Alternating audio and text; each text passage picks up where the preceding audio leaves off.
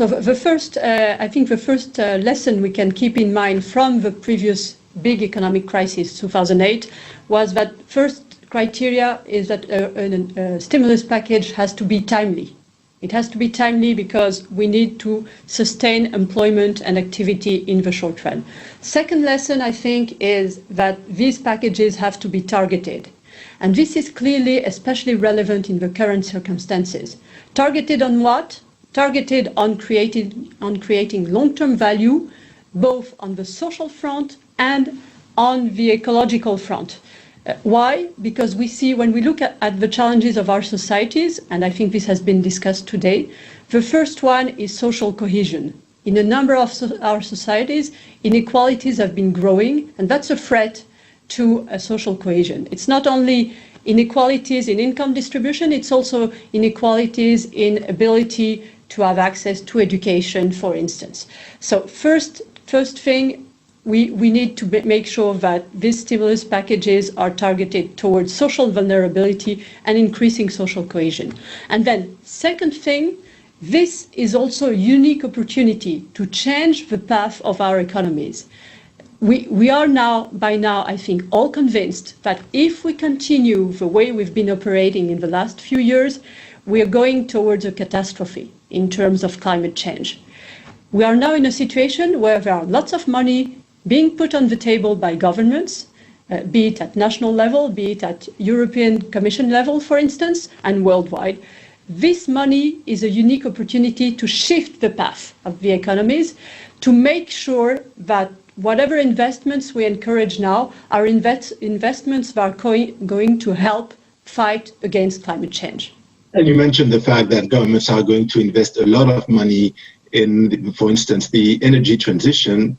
And usually this big amount of money tend to go to large companies. Isn't there a risk that there's a windfall effect for large companies and that smaller companies don't benefit that much from these packages?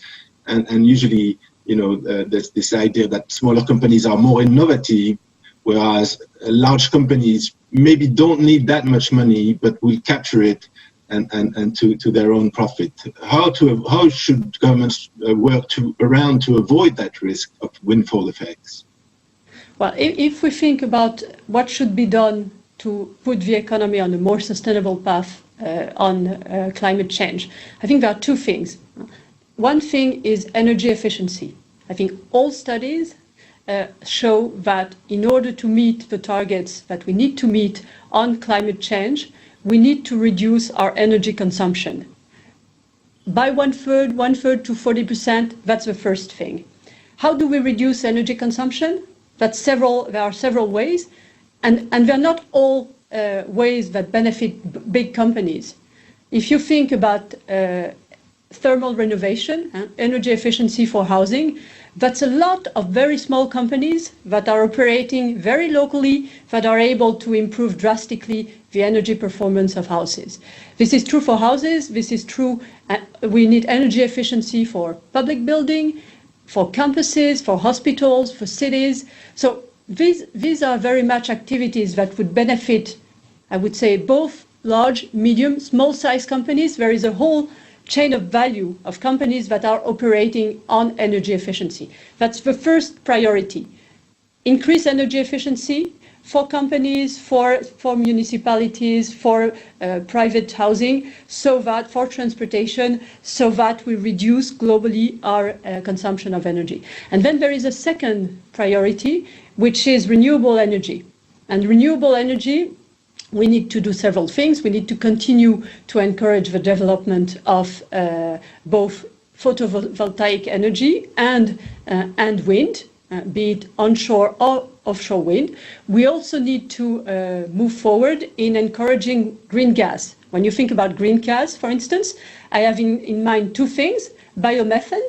Biomethane, you were asking, is it big companies? No, not at all. Biomethane is very much local projects in territories on farms. So this will benefit a number of farmers in our economies, the development of biomethane. And then the other green gas one has in mind these days, and I think it's very good that the awareness is rising, is of course green hydrogen. Green hydrogen is very promising. It's a renewable energy, it's storable, it is not intermittent, it can be transported, so it has a lot of very good properties that will be very useful in energy transitions. So as you see, and on energy efficiency and renewable energies, which are, I think, the two feet of what needs to be done to encourage energy transition, clearly this will benefit companies of all different sizes.